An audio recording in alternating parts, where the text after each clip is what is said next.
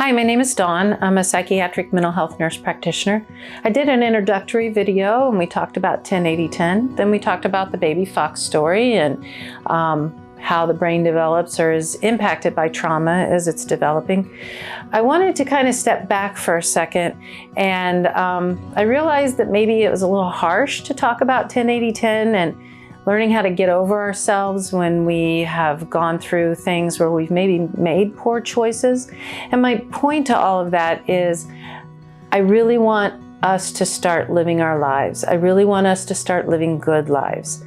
So many times we get so stuck in the past that we just can't seem to move forward, and we just keep beating ourselves up over and over again and paying a penalty or paying a price for one mistake 1,000 times over in our heads.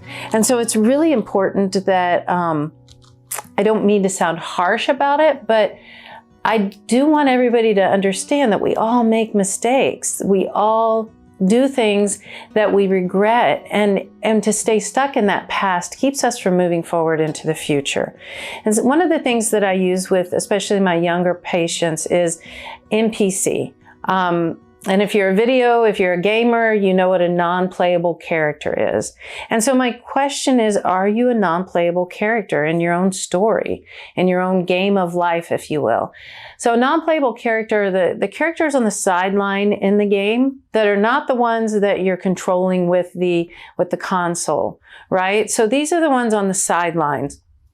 And so many of us in our lives, we're just these sideline characters instead of being the main person in our story.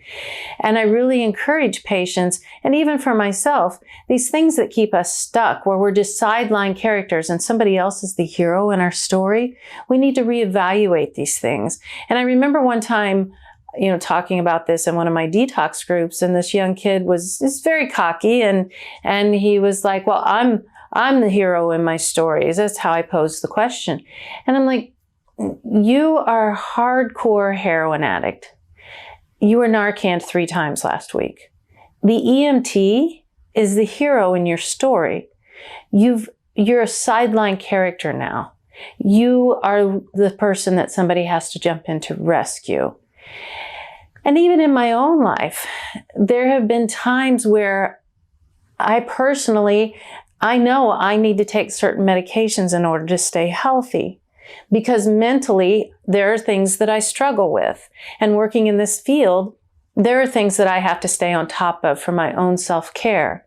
If I was a diabetic and I didn't take my insulin and I got really sick, that would be expected, right? If I had epilepsy and I didn't take my medications and struggle with seizures, that would be expected.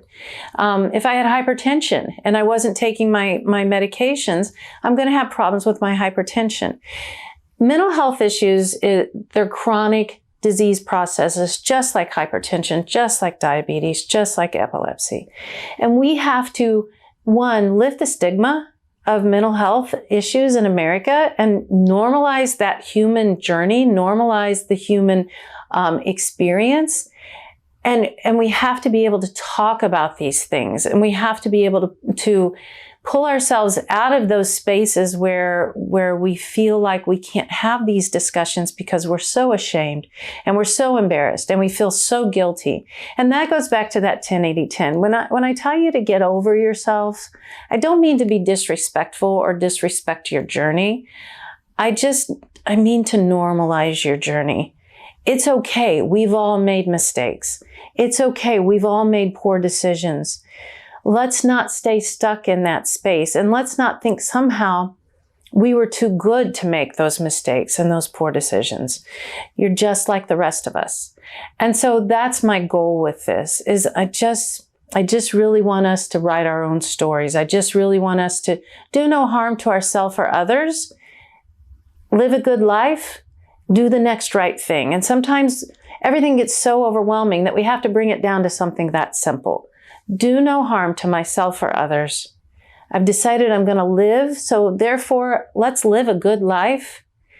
What's the next right thing to do? to kind of get unstuck. And some days the next right thing might be that you get out of bed and you brush your teeth. And that's what you're capable of that day.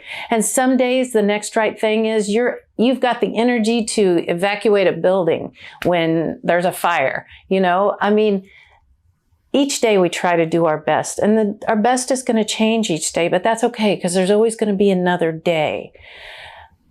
I lost my husband to complications of his mental health and addiction issues. And that's when I went back to school to do this, because I couldn't save him, so I was going to try and save everybody else. And the whole time I was drowning.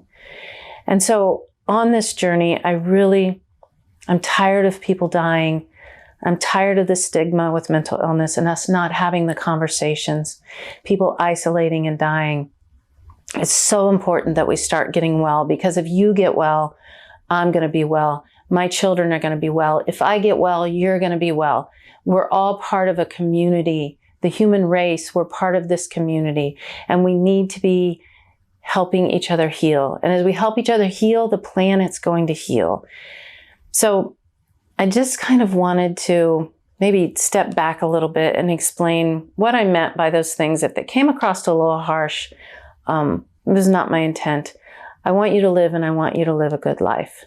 Thanks for listening, and we'll kind of move forward now, picking back up with the baby fox story and how the brain is affected by trauma and different ages of trauma, and how as adults we react differently based on our ages of trauma and what's being triggered for us in those ages of trauma. So yeah, stick around. Thanks.